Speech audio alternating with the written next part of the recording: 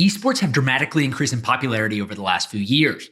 And now the line that used to separate esports from professional sports continues to blur more than ever.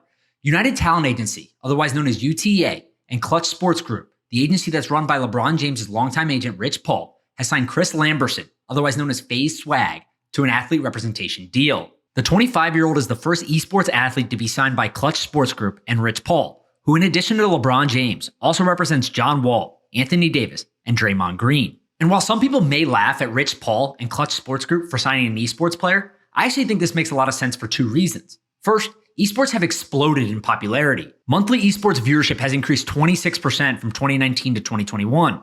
Insider Intelligence expects there to be 29.6 million monthly viewers of esports in 2022. That's an 11.5% increase from 2021.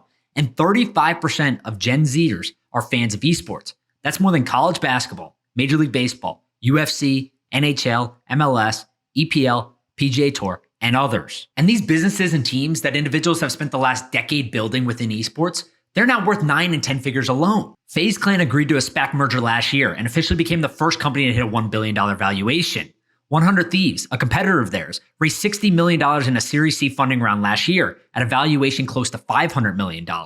Chinese esports organizer VSPN has raised $160 million in funding over the last 2 years alone. And even people like Michael Jordan and Drake have invested in the space. But secondly, some of these esports players are insanely popular, more so than even professional athletes in some cases. FaZe Swagg has over 4 million combined followers on Twitch and YouTube.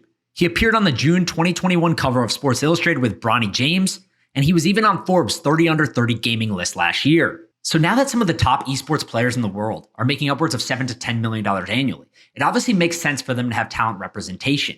But I think when you consider Clutch Sports Group and UTA, they open endless possibilities when it comes to the convergence of sports, cultural, entertainment, and more.